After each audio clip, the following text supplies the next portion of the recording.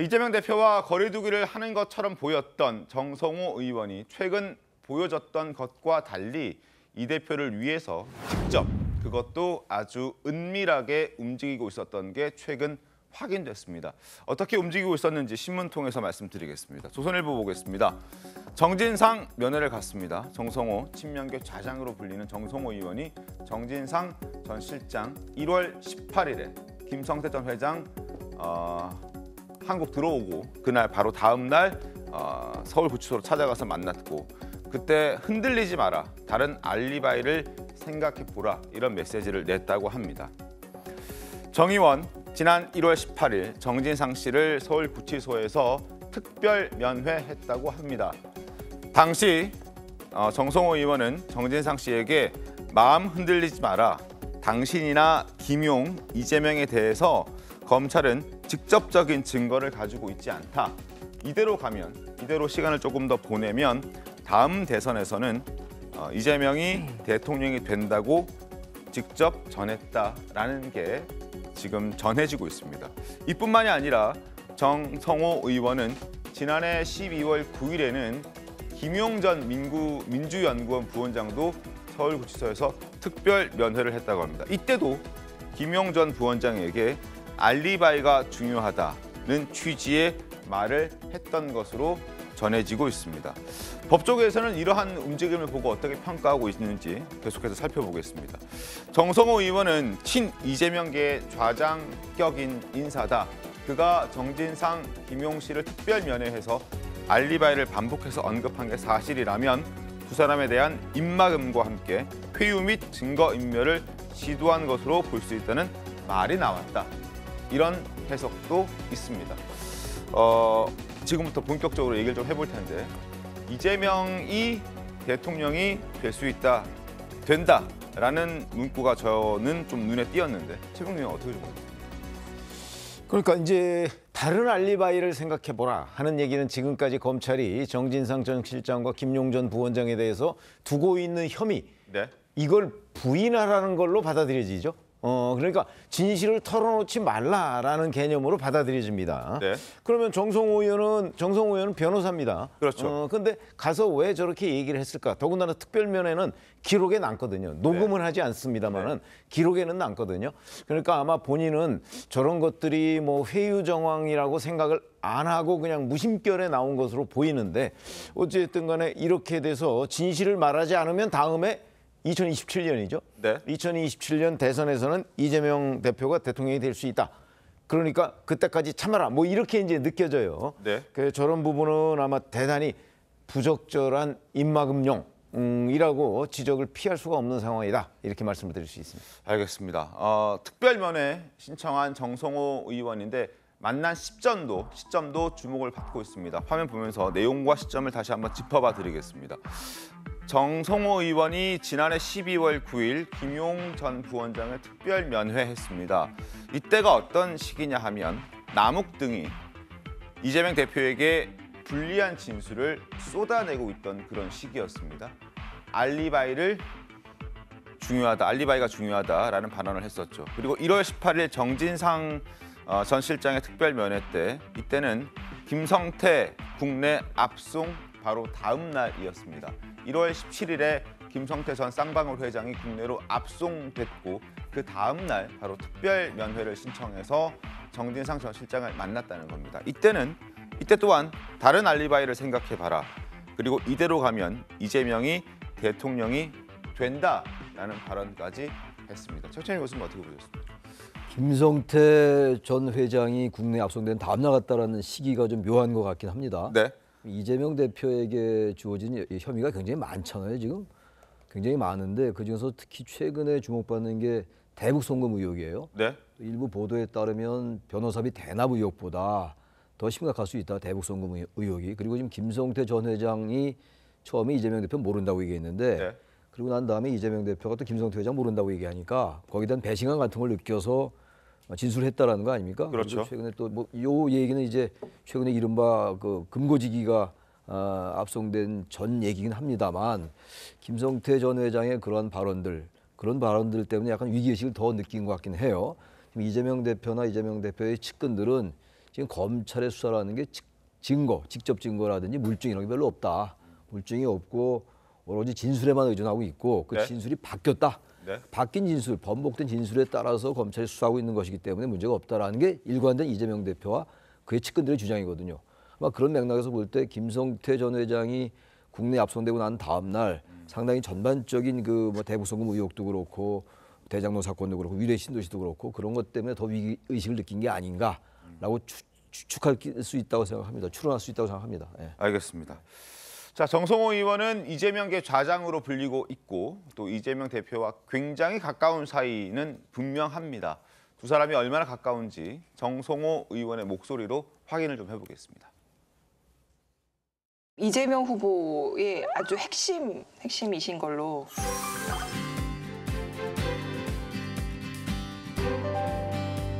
뭐 저하고는 친했죠. 저하고는 같이 연선해서 그 모임을 같이 했기 때문에 제가 이재명 후보하고 문자를 주고받다가 딱 그 반응하는 시간, 또 반응하는 문자의 수 이런 거 보면은 내 조언에 대해서 기분 나쁘구나 아니구나 이걸 알 수 있습니다. 이게 완전 최측근이 완전 절대 서두르지 말고 차분하게 얘기해라. 말 한마디 하면 조심하시는 게 좋겠다 얘기를 하면 후보가 저한테 하는 얘기가 형이나 조심하라고 얘기해요. 자, 두 사람의 인연을 잠깐 제가 또 설명을 드리도록 하겠습니다. 친 이재명계 좌장 정성호는 누구일까? 일단 이재명 대표와 36년 지기 호영호재하는 사이입니다. 조금 전 들으셨듯이 형이나 조심해라 하고 얘기할 정도로 굉장히 가까운 두 사람입니다. 사법연수원 18기 동기로 인연을 맺기 시작했고 비밀조직 노동법 학회로 인연을 계속 이어갑니다. 두 사람은. 그리고 수료 후에 각자 인권 변호사로 활동을 합니다. 그리고 경기도지사 선거 대선에서 이재명 대표를 위해서 정성호 의원은 캠프 총괄 역할도 마다하지 않았습니다. 자, 이렇게 가까웠던 정성호 의원이 최근 이 대표의 사법 리스크와 관련해서는 선을 긋는 듯한 모습을 보여주기도 했었습니다. 일단 그 모습 잠깐 보겠습니다. 본인의 문제이기 때문에 본인이 나가서 그 대응하는 게 맞겠죠, 그게. 이 문제를 가지고 이재명 당대표가 나서 갖고 당을 갖다 뭐라고 할까 움직여 갖고서 대응을 한다면 좀 문제가 있겠죠. 이재명 당대표 사안에 관련해 갖고서 지속적으로 저희가 장외에서 국회 밖에서 싸우는 건 저는 뭐 바람직하지 않다고 보고 있고요. 거리 두기를 하는 것처럼 공개적으로는 연출을 하고 뒤에서는 또 은밀하게 직접 도왔다고 봐야 될 것 같은데 특히나 정진상, 김용 두 사람을 구치소까지 찾아가서 특별 면회를 직접 했다는 부분에서 충분히 그렇게 볼 수 있는 정황은 될 것 같습니다. 과연 그렇다면 김현주 대변인님 무엇을 노리고 정성호 의원은 이렇게 행동을 했을까요? 어떻게 보면은 현역 의원으로서 만약에 저렇게 회유하려는 의도가 있었다면은 굉장히 좌시할 수 없는 사태다. 저는 이제 그렇게 생각을 합니다. 그야말로 진정한 친명 좌장으로서의 역할을 하려고 했던 것이 아닌가 여겨지고요.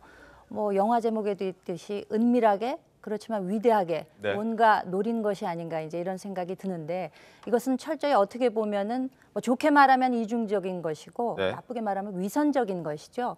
저는 이 장면을 보면서 이제 두 가지 장면이 떠올랐는데요. 우선은 그 남욱 변호사가 전에 그렇게 얘기한 적이 있습니다. 대통령한테 줄 대는데 20억이면 싸다고 생각을 했다라고 얘기한 적이 있거든요.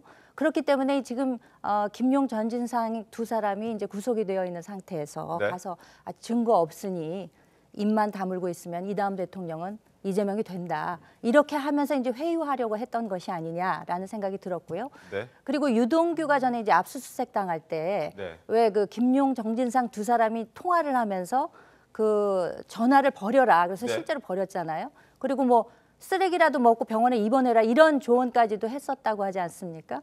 그러니까 일종의 이런 조언을 했던 사람들이 그 최측근이 구속되고 나니까 이 사람들한테 그 두 사람의 역할을 지금 실제로는 정성호 의원이 하고 있는 것이거든요. 과연 이게 온당한 일인가 하는 것은 국민 여러분들이 평가하시지 않을까 생각이 됩니다. 알겠습니다. 그리고 정성호 의원 지난해 이런 말도 했습니다. 지금 검찰이 정진상, 김용이 이재명 대표의 정치적 공동체라고 이야기를 하자 그렇지 않다. 심부름꾼에 불과하다. 이렇게 이재명 대표와 이 두 사람의 관계를 평가절하하기도 했었습니다. 당신 목소리 잠깐 들어보겠습니다. 오히려 김용 정진상은 정치적 공동체라기보다도 이재명 당대표의 시장 또는 도지사 때 그 심부름하던 참모들이었죠. 네. 그들과 어떤 뭐 정책 목적을 같이 해오는 지향했던 그런 정치적 관계는 아니라고 저는 생각합니다. 사실. 그러니까 오히려 소위 말하면 심부름꾼이었죠, 사실. 심부름꾼에 불과한 그 두 사람을 좌장이라고 이재명계의 좌장이라고 평가를 받는 정성호 의원이 직접 만났다? 그러면 심부름꾼이 아니라고 봐야 되는 거 아닙니까? 박준호 위원장님 어떻습니까?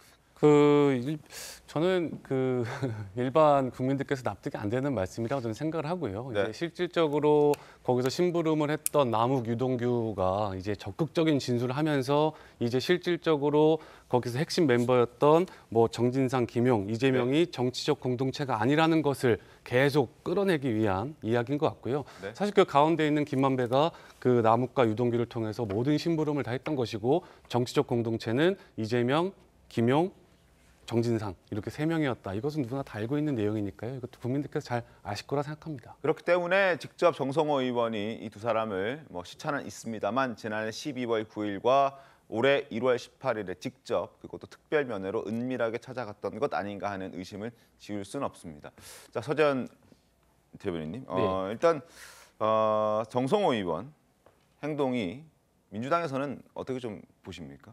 그러니까 자연스러운 이렇게 과정이고 정성호 의원 또 통상적인 면회를 이렇게 각색해서 어떻게 보면 범죄를 덮기 위해서 뭐 알리바이라는 자극적 용어를 써가면서 하는 것 자체에 대해서 본인 스스로도 좀 불쾌하다, 이게 좀 애잔하다라는 표현을 하신 건데 그 12월과 1월인데 그 중간에 12월 14일에 정성호 의원이 대구에 직접 방문해서 강연한 적이 있는데요. 그때도 동일한 말씀을 하신 것이 저 두 분은 이재명 대표를 대통령 만들기 위해서 누구보다 헌신했고 그리고 지금 언론에서 본인을 자꾸 이재명 대표와 선긋기 하는데 본인은 그런 것이 없고 오직 이재명 대표를 위해서 열심히 하는 것이 아니라 본인과 그 이제 당을 위해서 열심히 하시고 쓴말도 한다. 그러나 그 신뢰관계는 변함이 없다라는 이야기를 하신 거거든요. 그리고 계속 그 앵커님도 그렇고 우리 김현주 부대변인이 또 말씀하시기를 은밀하게 위대하게지만 그게 상식적으로 정말 위대하게 한다라는 것은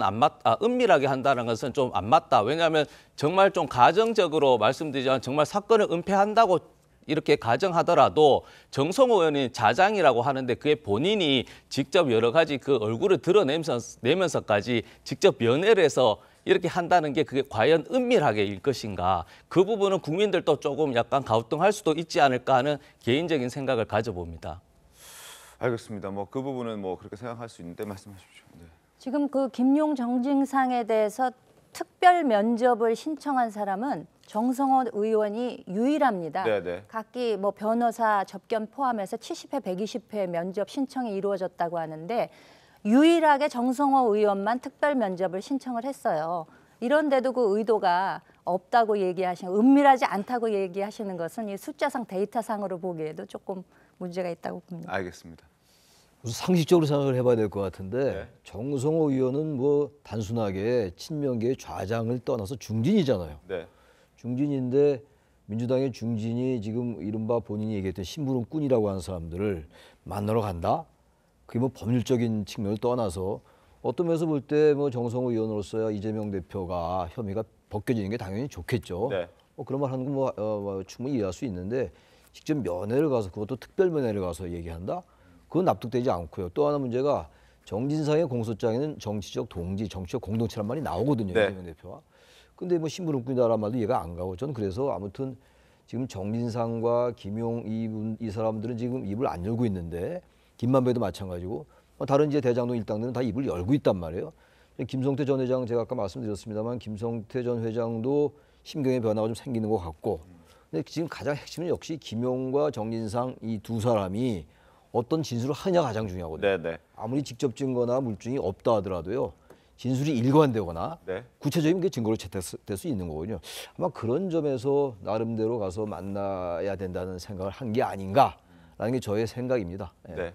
근데 정치적 공동체라는 거 하고 심부름꾼이라고 하는 게 배치되는 개념은 아니에요. 우리가 과거 언론에서 그 뭐 대통령이나 유력 정치인이 있으면 복심이라는 표현을 많이 씁니다. 그렇죠? 네네. 그럼 그 사람들은 정치적 공동체일까요? 아니면 친부름꾼에 불과할까요?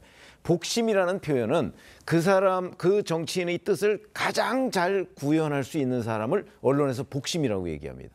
이재명 대표의 복심은 정성호 의원은 아닙니다. 네. 그건 왜 그러냐면 거기는 정성호 의원은 이재명 대표가 없어도 본인 국회의원 배지 있잖아요.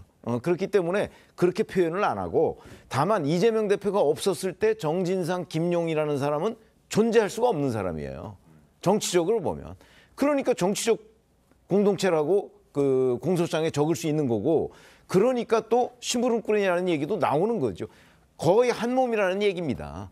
그게 두 개가 완전히 상반된 개념이 아니다. 저는 이렇게 말씀드립니다. 알겠습니다. 그리고 정성호 의원 이런 보도가 나오고 난 다음에 자신의 입장을 좀 얘기했는데요. 화면을 좀 보면서 말씀을 드리겠습니다. 정성호 의원의 입장입니다. 회유 관련 보도에 대한 본인의 반박인데 구속 피고인에게 한 위로의 사담마저 이 대표와 엮어보려고 하는 검찰의 행태는 비겁하다 못해 애잔하다. 그리고 면회 기록까지 각색한 행태는 범죄 행위와 다르지 않다. 이렇게 얘기합니다. 이 부분에 대한 생각은 좀 어떠신지 박준호 위원장님은 어떻게 좀 보셨습니까? 해명에 대해서. 그러니까 뭐 사실 이 특별면회를 신청을 했는데 특별면회라는 것 자체가 칸막이도 없고 이제 그 녹음도 안 되지 않습니까? 녹음도 안 되고 이제 교도관만 배석해서 중요 내용만 적게 돼 있는데요. 이거 자체가 저는 이제 그 둘만의 아는 신호라든지 이제 이런 것들로 충분히 회유의 정황이 전 있을 수 있다. 전 이렇게 생각을 하고 있거든요. 그래서 특별면회를 갔다는 것 자체만으로 충분히 그런 것이 성립이 된다. 저는 아직까지도 이렇게 생각하고 있기 때문에 그래서 저는 이것이 충분히 이제 의미가 있는 특별면회였다. 그래서 이것이 잘못됐다라고 생각합니다. 알겠습니다. 회유 관련 보도에 대한 반박까지 말씀을 드렸습니다. 자, 그렇다면 과연 정성호 의원의 행동이 앞으로 이번 주 중으로 아마 이 대표에 대해서 체포 동의안이 국회로 넘어갈 것 같은데 그러한 분위기에도 적잖은 영향을 좀 줄 수 있을 것 같다는 생각도 드는데 어떻습니까? 글쎄요. 정성호 의원이 가서 정진상, 김용 두 사람을 회유한 정황과 이 대표 구속영장 청구 문제하고는 직접적인 관련은 없는데 다만 이제 정성호 의원과 이 대표가 어느 정도 교감을 가지고 이재명 대표가 직접 특별면회를 갈 수는 없을 거잖아요. 그렇기 때문에 이제 이재명 대표를 대리해서 정성호 의원이 가서 뭐 약간 회유한 정황이다라고 얘기하면 결국 증거인멸을 교사하거나 입막음을 이재명 대표가 직접 시도한 것이다라고 해서 이제 구속영장 청구의 요건이 강화되겠죠. 그러나 그걸 입증하기는 어려울 거거든요, 지금. 그냥 우리가 추정만 할 수 있을 뿐이지. 그렇기 때문에 어차피 이재명 대표에 대한 구속영장 청구라는 거는 검찰이 이재명 대표와 그 주변인들에 대한 독자적인 조사를 통해서 내린 결론인 것이지 이게 뭐 이것 때문에 구속영장을 안 할 청구를 뭐 한다 이렇게 보기는 어렵습니다. 알겠습니다. 자, 이번 주 중으로 체포 동의안이 국회로 넘어갈 가능성이 굉장히 큽니다만 민주당은 부결을 자신하고 있습니다. 민주당 의원들의 목소리 좀 들어보겠습니다. 마땅히 부결할 것입니다. 당내 의견을 모으고 확인할 생각입니다만 마땅히 부결을 한다라고 하는 것이 당의 총의가 아닌가. 의원들의 총의가 그런 것이라고 하면 당론으로 결정할 수도 있고요. 뭐 이견이 없을 거라고 저는 생각합니다. 제가 뭐 민주당 의원님들을 다 만나보지는 못하고 있는데 많은 의원님들의 의견이 그러신 것 같더라고요. 그러니까 이 수사 자체가 정당성이 없다. 그러니까 같이 경쟁했던 후보를 죽인다라고 하는 정적 제거 그리고 야당에 대한 어떤 탄압 수사라고 하는 그 부당성이 있는 것이고. 자, 저렇게 이제 부결을 자신하고 있는데 일단 정의당은 이재명 대표의 체포 동의안에 찬성한다는 뭐 사실상 당론으로 정한 것 같습니다. 과연 체포 동의안이 지난번 노웅래 의원 때처럼 부결될지 아니면은 이번에 좀 이탈표가 발생하면서 가결될지 이 부분 어떻게 좀 전망하십니까, 최찬희 교수님? 이탈표가 좀 나온다 하더라도 정의당은 일단 뭐 체포동의안 찬성하겠다라는 거니까 이탈표가 6표 나오는 거겠죠. 한 20표 정도 나온다면은 이제 체포동의안이 가결될 수도 있는데 지금 현재의 분위기로 봐서는 네. 이탈표가 나오더라도 체포동의안은 부결될 것 같아요. 아까 지금 진성준 원내수석 부대표에게는 당론으로 결정할 수 있다는 거 아닙니까? 제가 볼 때 이러한 지금 체포동의안을 부결시키자는 것을 불체포 특권에 의한 건데 그것을 지금 당론으로 결정한다는 건 말이 안 되는 것 같고 뭐 김남국 의원은 좀 다른 말 하긴 합니다만 아무튼 이재명 대표의 여러 혐의가 있고 그렇다 하더라도 내년 총선에서 물론 모르겠어요. 이재명 대표가 만약에 기소가 되면은 대표직을 내려놓을지 모르겠으나 지금으로 봐서 그리고 그동안 이재명 대표의 어떤 그 행태로 볼 때 경로 우전성에 비추어 볼 때 대표를 내려놓을 것 같지는 않거든요. 그렇다면 여러 의원들은 민주당의 의원들은 역시 공천에 대한 생각을 할 것 같아요. 네네. 왜냐하면 지금 뭐 기소가 된다 하더라도 1심, 2심 또 3심까지 있는 거 아니겠어요? 대법원까지. 그렇다면 이탈표가 전 지난번 노웅래 의원 때보다 좀 나온다 하더라도 부결로 갈 가능성이 높다. 근데 문제는 과연 국민들이 이걸 어떻게 볼 거냐의 문제예요. 불체포 특권이란 말이죠. 불체포 특권이나 면책 특권에 대한 여러 가지 논란이 있는데 지금 이 체포동의안이 가결되더라도 그게 구속되는 건 아니에요. 영장 심사를 받을 수 있는 상황이 되는 거죠. 그렇죠. 온 국민이 다 그걸 받는 거거든요. 네. 소환장 오면은 가는 것이고.